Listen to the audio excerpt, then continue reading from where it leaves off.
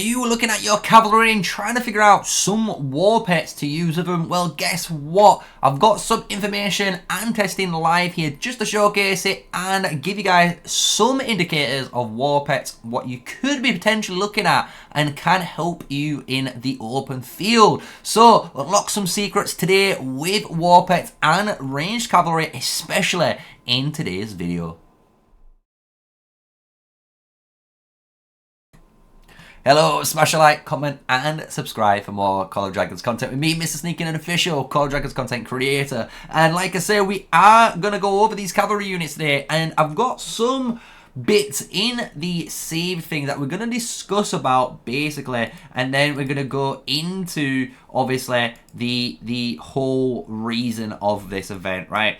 So, at the moment, you are using cavalry, right? And you're trying to work out what war pet, in reality, you want to use, right? You're trying to figure out what one of these guys I want to use. Because, to be fair, the Berserker Phaedric is a really good go-to for anyone using Forendil, for example, or applying debuffs onto a target. It's a really good one because of, obviously, arrogance. This obviously triggers from inflicting debuffs onto the target, right?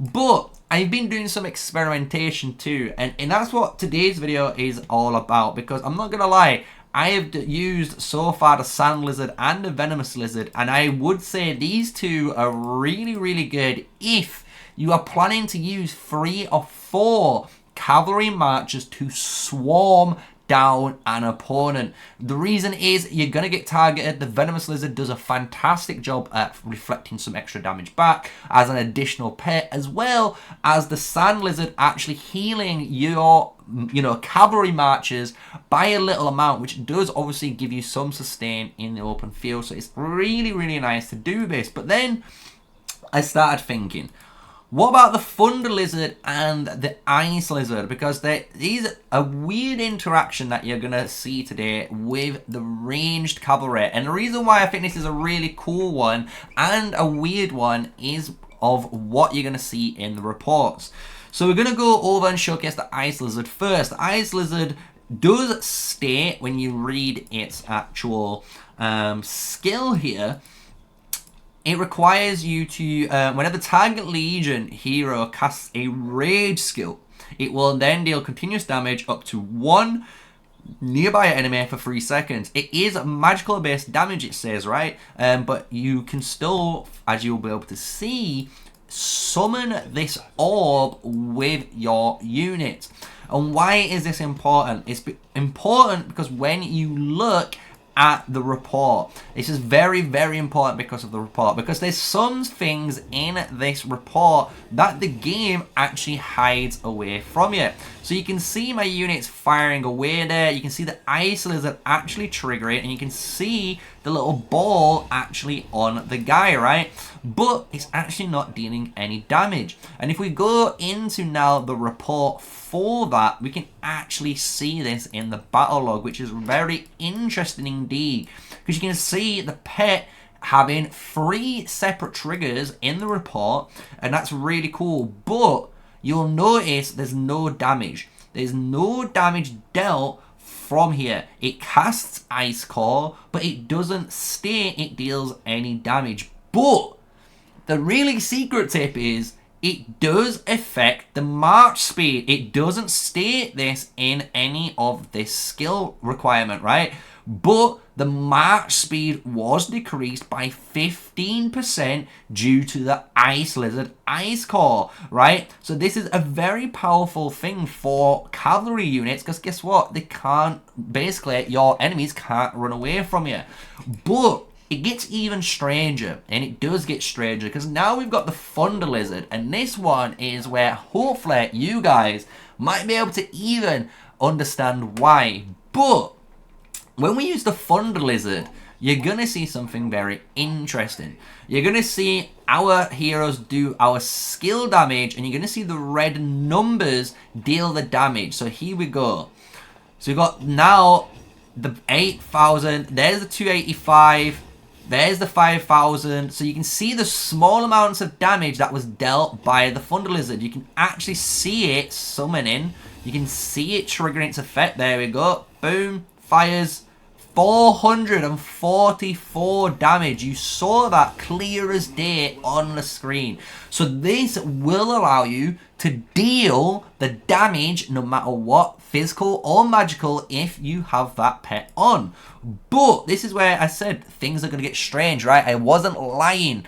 When I go to the battle log here, you're going to see something crazy. Look.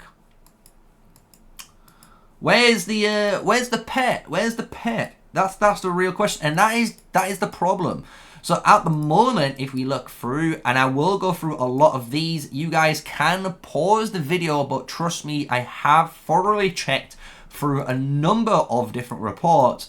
You're going to see the Bakshi dealing all of this damage, but that 444, which we saw right towards the end here, you will see you will not have that in here. Look, there's no 444 from the Thunder Lizard firing and killing those units. And even in this area, there's no 444 damage from the Thunder Lizard. So what does this mean?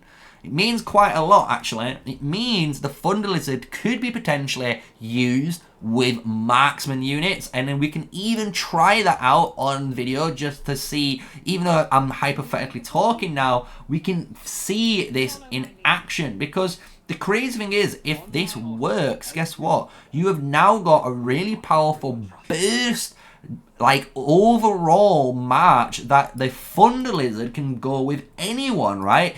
And because of Tempest dealing so much damage in just a base scale, it means, guess what? You're gonna have some extra damage for any march. So we're gonna watch it again. Look, this is the physical base. We're gonna use archers here. Here's the damage dealt. Here's the little charge up. You can see it firing it now.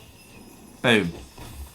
So it's very strange, right? That it's dealing damage, and you can see it dealing damage, and then at times it just doesn't deal damage, right?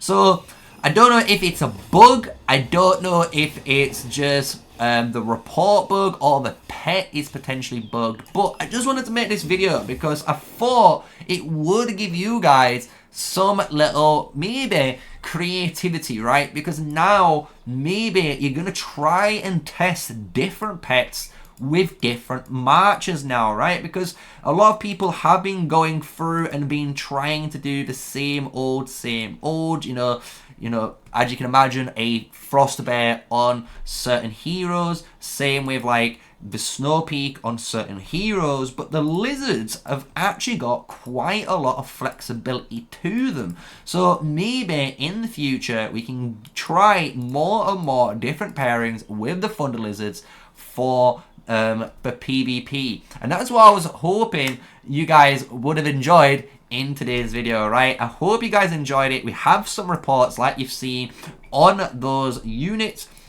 You can see again in this battle log there will not be any pet emblems, even though it was dealing damage, which is kind of weird, but you saw it, right? Maybe it's a bug, maybe it's not. But for now, if you wanted to really try it, the Thunder Lizard and the Ice Lizard does work with other units, as well as the magic-based units in the game, if you're trying to add some extra spice, potentially, into your lineup. So just to give you guys a heads up, maybe it gets fixed, maybe it doesn't, maybe it was intended, who knows? But with all of that, I hope you enjoyed today's video on ranged cavalry, using them with the Thunder Lizard and the Ice Lizard, and potentially maybe changing things up and being secretly OP with those marches. So thank you for watching. Smash a like, comment and subscribe, and I'd love to hear your thoughts below and what maybe some combinations of pets with heroes that you have been testing out but not seen or heard anyone try yet because they think it's just basically ludicrous. Maybe put it in the comments and we'll try it out and do a video on it as well. So with all that said, thank you for watching, thank you for the support, stay safe, stay sneaky guys, and peace out.